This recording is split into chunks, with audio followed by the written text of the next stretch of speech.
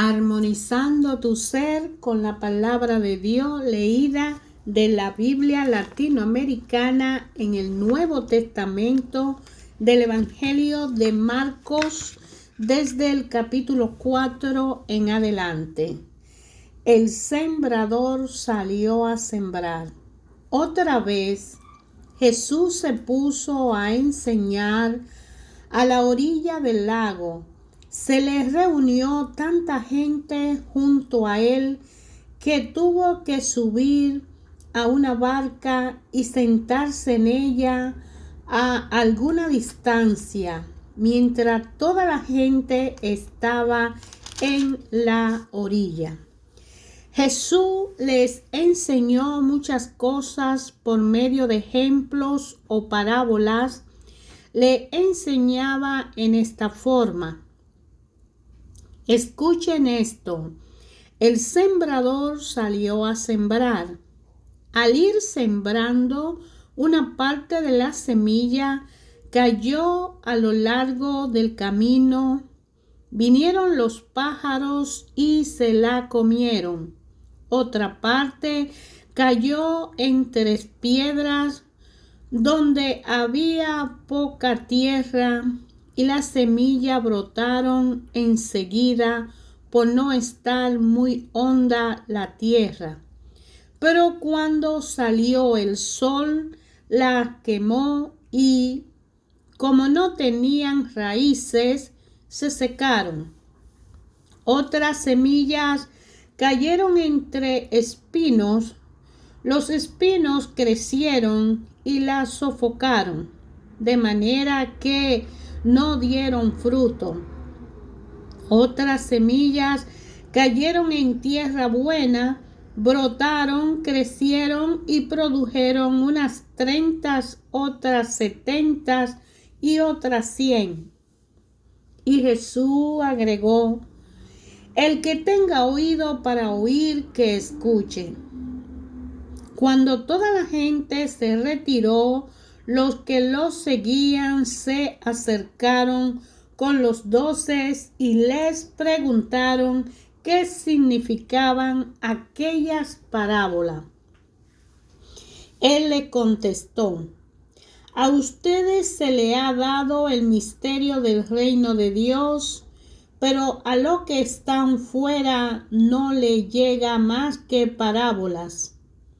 Y se verifican estas palabras. Por mucho que miran, no ven; por más que oyen, no entienden. De otro modo se convertirían y recibirían el perdón. Jesús les dijo: ¿no entienden esta parábola? Entonces, ¿cómo comprenderán las demás? Lo que el sembrador siembra es la palabra de Dios. Lo que están a lo largo del camino cuando se siembra son aquellos que escuchan la palabra, pero en cuanto la reciben, viene Satanás y se lleva la palabra sembrada en ellos. Otros reciben la palabra como un terreno lleno de piedra. Apenas reciben la palabra, la aceptan con alegría, pero no se arraiga en ello y no dura más que una temporada. En cuanto sobreviene alguna prueba o persecución por causa de la palabra, al momento caen. Otros la reciben como entre espinos. Estos han escuchado la palabra, pero luego sobrevienen las preocupaciones de esta vida, las promesas engañosas de la riqueza y de las demás pasiones, y juntas ahogan la palabra, que no da fruto. Para otros se ha sembrado en tierra buena. Estos han escuchado la palabra, le han dado acogida y dan fruto, unos el 30 por uno, otro el 70 y otro el 100. Jesús les dijo también, cuando llega la luz, debemos ponerla bajo un macetero o debajo de la cama. ¿No las pondremos más bien sobre el candelero? No hay cosa secreta que no deba ser descubierta, y si algo ha sido oculto, será sacado a la luz. El que tenga oído para escuchar, que escuche. Le dijo también, presten atención a lo que escuchan. La medida con que ustedes midan será usada para medir lo que reciban, y se le dará mucho más todavía. Sépanlo bien, al que produce se le dará más, y al que no produce se le quitará incluso lo que tiene. Jesús dijo además, escuchen esta comparación del reino de Dios. Un hombre esparce la semilla en la tierra, y ya duerma o esté despierto, sea de noche o de día, la semilla brota y crece sin que él sepa cómo. La tierra da fruto por sí misma, primero la hierba, luego la espiga, y por último la espiga se llena de granos. Y cuando el grano está maduro, se le mete la hoz, que ha llegado el tiempo de la cosecha. Jesús les dijo también, ¿a qué se parece el reino de Dios? ¿Con qué comparación lo podríamos expresar? Es semejante a una semilla de mostaza. Al sembrarla, es la más pequeña de todas las semillas que se echan en la tierra, pero una vez sembrada crece y se hace más grande que todas las plantas del huerto, y sus ramas se hacen más grandes que los pájaros del cielo buscan refugio bajo su sombra. Jesús usaba muchas parábolas como esta para anunciar la palabra, adaptándose a la capacidad de la gente. No le decía nada sin usar parábolas, pero a sus discípulos se los explicaba todo en privado. Al atardecer de aquel mismo día, Jesús dijo a sus discípulos, crucemos a la otra orilla del lago. Despidieron a la gente y lo llevaron en la barca en que estaban. También lo acompañaban otras barcas. De pronto se levantó un gran temporal y las olas se estrellaban contra la barca, que se iba llenando de agua. Mientras tanto, Jesús dormía en la popa sobre un cojín. Lo despertaron diciendo, Maestro, ¿no te importa que nos hundamos?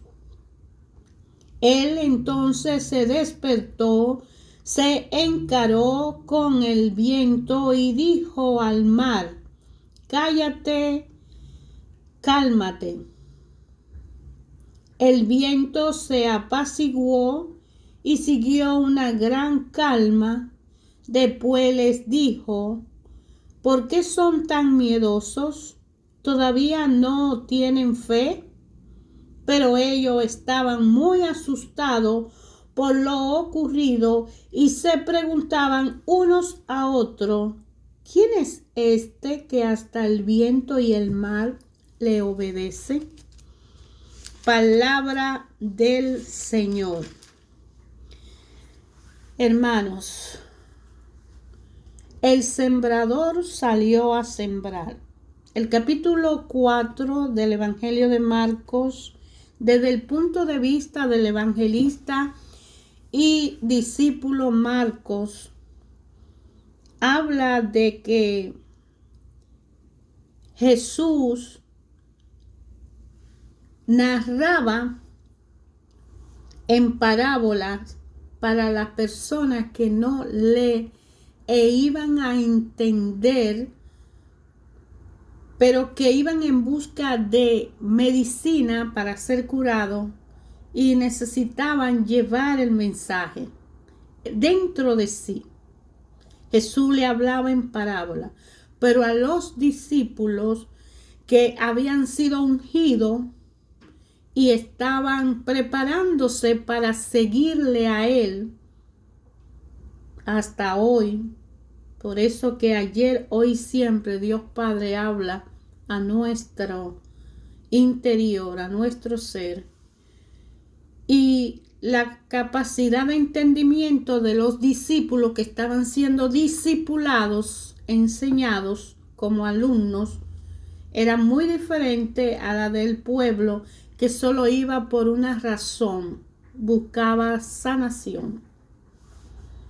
Marcos nos va a presentar ahora algunas parábolas del reino de Dios, pues este anuncio de un reino de Dios que contaba era la gran novedad del mensaje de Jesús. Se hablaba de vez en cuando entre los judíos de la época de un reino de Dios, pero se hacía para decir que devolvería la libertad a su pueblo en la tierra de Israel y que castigaría a todos sus opresores. Jesús, en cambio, aquí él sostiene que Dios viene a reinar en medio de nosotros, que el reino de Dios ya está aquí a la puerta. El sembrador salió a sembrar.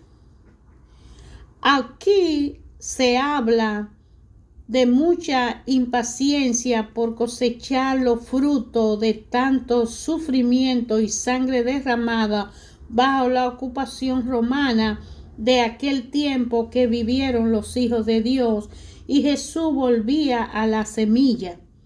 Esa es pues la gran parábola del Evangelio que nos sigue desafiando. El reino está allí, con él tenemos todo lo que Dios puede dar en este mundo, pero también es cierto que todo queda en esperanza, como lo dice el libro de Romanos en capítulo 9 del versículo 24. Después de 20 siglos de cristianismo, el reino es todavía como un campo que se acaba de sembrar.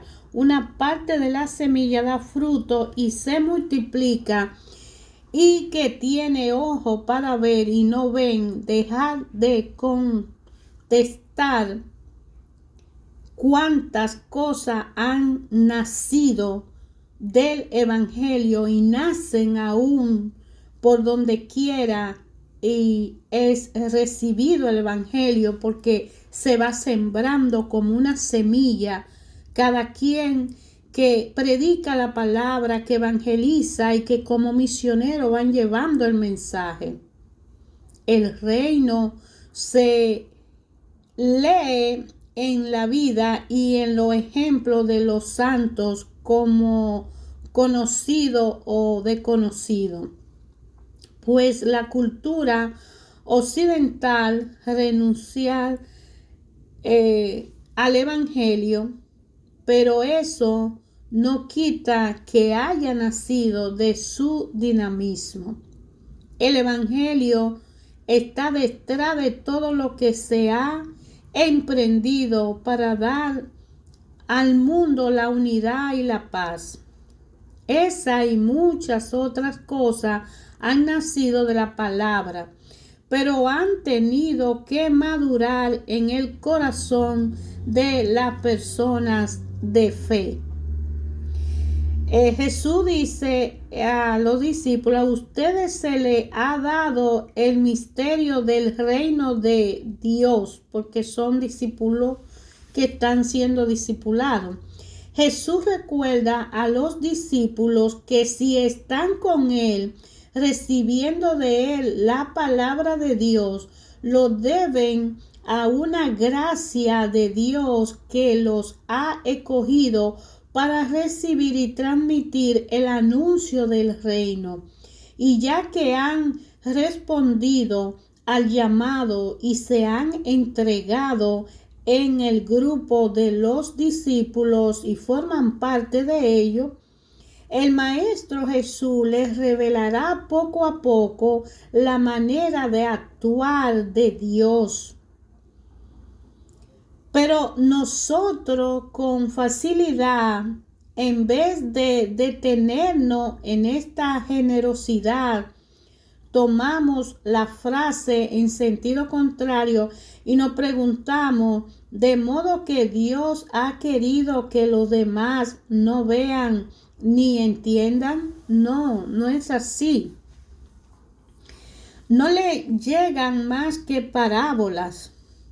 Lo que nos han sido llamados a encontrarse con Cristo, o que habiendo sido llamados se detienen o se quedan, viven en un mundo donde no están sin la luz de Dios, sino que ésta les llega en parábolas, es decir, a través de intermediarios y de limitaciones humanas. El Evangelio, pues, dará alguna luz incluso a los que no se comprometen con él, pero de un modo adaptado a su capacidad, ya que viven en un mundo de verdades y medidas. De acuerdo a la capacidad de cada cual, Dios le va a suplir ese conocimiento, pero la diferencia en los que están en el reino de Dios, trabajan para el reino de Dios y están siendo discipulados, son aquellos que comprometen su tiempo y su vida para dedicarse solo a la evangelización, a la predicación, a llevar el mensaje, a trasladar el mensaje directamente y en vivo, en persona. Esos son suplidos y están dentro del reino de Dios. Más los que lo reciben como parábola son aquellos que lo reciben a través de mensajes, pero no tienen un compromiso directo. Es más o menos lo que Marcos aquí nos quiere dejar ver. En la época, los hombres en toda la época, ayer, hoy y siempre, los hombres se impacientan. Se realizará pronto el reino de la justicia. Se acabarán pronto la violencia y la corrupción. Aquí Jesús contesta: ahora mismo están ya actuando la fuerza invencible que hacen madurar al mundo y que llevan delante al reino. El grano, la semilla. Hablando de semilla, ¿cuántas semillas se tiran al viento? Una moda nueva, una canción, un nuevo artefacto, un programa radial. Algunas semillas han recibido hasta conquistar corrientes poderosas que movilizan las masas, pero sepamos descubrir los comienzos humildes de la obra de Dios. El encuentro de alguna persona de buena voluntad para solucionar un problema comunitario, un gesto fraterno en un ambiente cerrado, un primer esfuerzo para sonreír a la vida después de una decepción. La semilla crece y la persona que recibe la palabra se siente más segura en el camino por el que Dios la conduce. En el grano de mostaza, que es una semilla que sorprende, y por eso Marcos compara el Evangelio de Jesucristo como ella.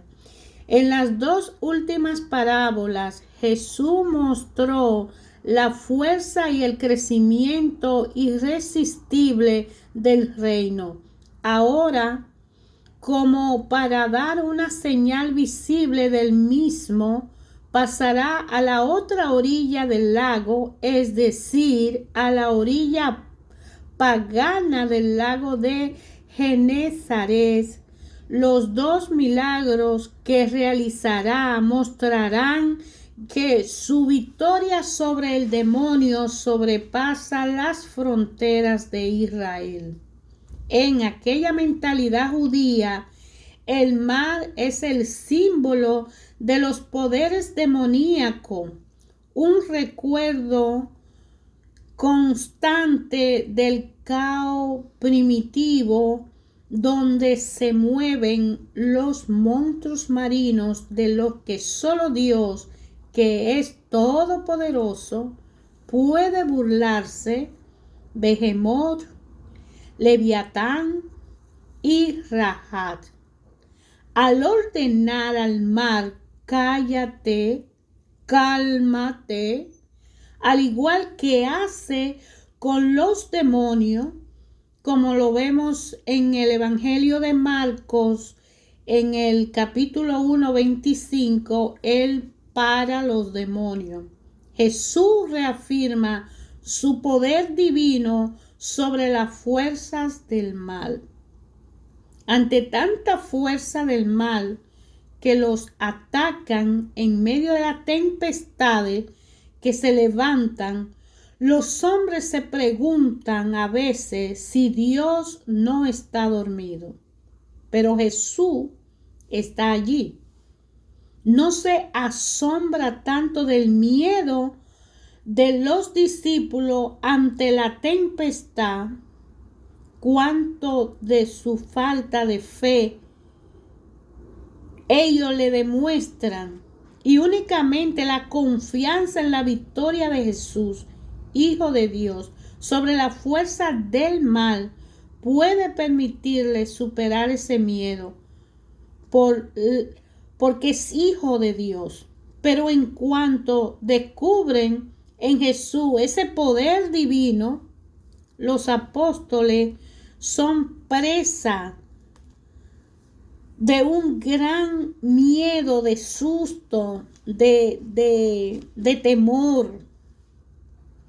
Ese poder divino de Jesús los sorprende. Los apóstoles son presa de un gran susto, como Moisés ante la zarza ardiente en el Antiguo Testamento, que nos habla de que Dios le dice: descálzate, el lugar que está pisando es sagrado.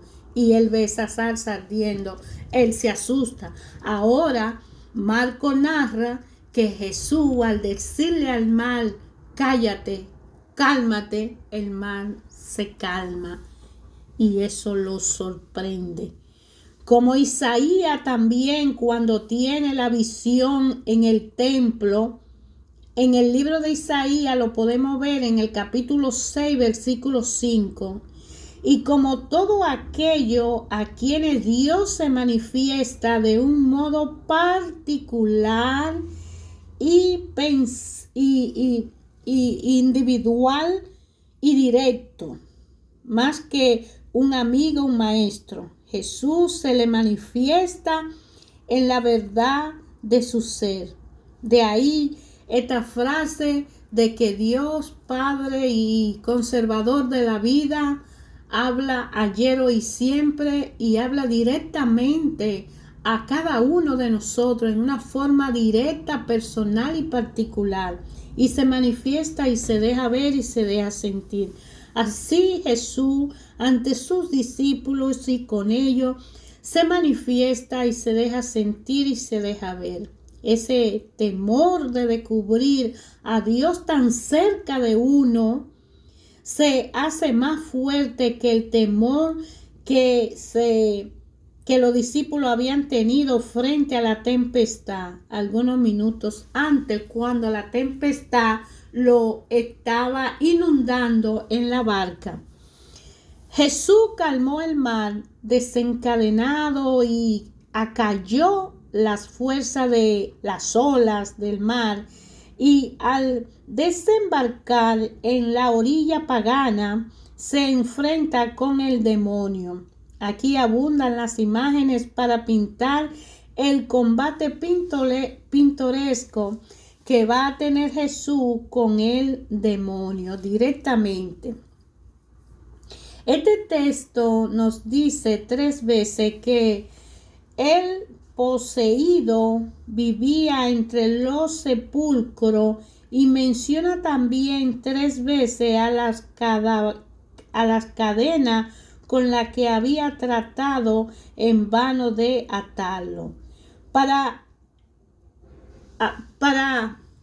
entender cómo Jesús liberaba a esos seres humanos del poder demoníaco, solamente saber que era hijo de Dios y que con su poder él, así como calmó la tempestad, así sacaba los demonios, así sanaba a la persona, no importa la enfermedad que tuviera, y así Jesús se hacía sentir, que demostraba que él era un hijo de Dios. El sembrador que sale a sembrar la semilla, también no solamente fue Jesús en ese tiempo, del tiempo de Marcos como discípulo, que hoy Jesús, cualquiera de nosotros que se acerque a Él y le pida que cambie su vida, que lo ayude a estar en una vida en santidad, para tener una relación directa, particular con Dios, y poder así recibir la gracia de ser un hombre nuevo, un ser nuevo dentro de su misma persona, para que en medio de las circunstancias, crisis y contradicciones de la vida podamos tener paz en medio de la tormenta. Jesús nos invita a través de estos hechos que relatas en parábolas y la demostración de la semilla que crece por sí sola, del grano de mostaza, y de que calma la tempestad del mar, que así como Él lo hizo con ellos, también lo puede hacer hoy con nosotros, y cada uno en nuestra casa, en nuestro empleo, en nuestra vida personal, en nuestro interior, en nuestra relación con las personas, en nuestra relación familiar, en la ciudad, en la nación, en el mundo entero. Ayer, hoy, siempre Dios Padre habla a través de su palabra, y Jesucristo nos invita a cargar con nuestra cruz, a seguirle a Él y hacernos discípulos de Él, no simplemente ser oyentes de las parábolas, sino poner en práctica la realización de cada una de ellas, que en nosotros seamos como esas lámparas encendidas que se ponen a la luz y no debajo de la cama, que se ponen en el candelero, para cuando Jesús llegue a nuestra vida, cuando el Espíritu Santo venga a visitarnos, cuando el Padre quiera hablar con nosotros, nos pueda ver.